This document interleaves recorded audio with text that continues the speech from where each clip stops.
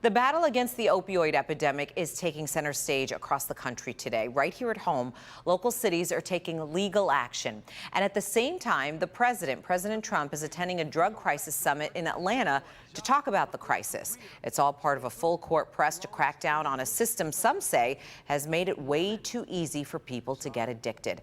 Paula Tutman is live in Sterling Heights at this hour, and the new legal battles kicked off today. Paula? Yeah, it sure does. In this 150-page civil lawsuit, there are assertions that Big Pharma falsified data, knowing how addictive it was, that it should have only been used for palliative, end-of-life comfort care, but instead was pushed out to physicians as pain management, creating this national scourge. He says he just liked the high, and it led into a life of crime and shame.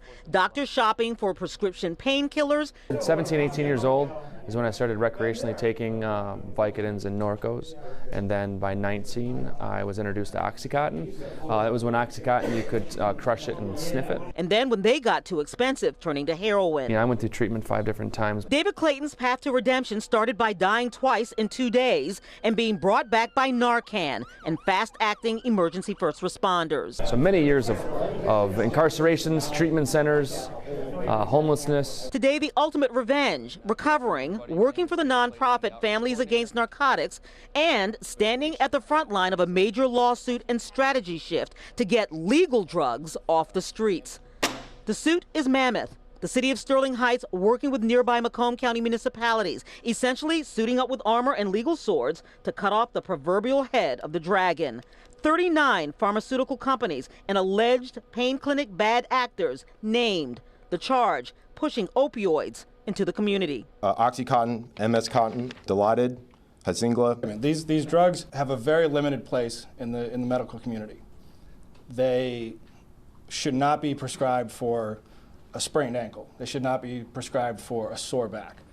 These are the type of drugs that you take once and you can start having addictive qualities too. Named in the suit, Big Pharma, companies with household names like Johnson & Johnson, all the way to local pain clinics at the top of the defendant list. The Pain Center USA in Warren, their phones already disconnected. The number you dialed has been changed, disconnected, or is no longer in service. Just hours after the suit was filed in the 16th Circuit Court. They misled, they funded studies, they advertised in journals so that negative aspects regarding opioids wouldn't be made available to the public, to the physicians that were prescribing it. This just a day after Larry Dowd, a pharmaceutical bigwig and former CEO of Rochester Drug Cooperative, is cuffed and hauled into court like a drug kingpin.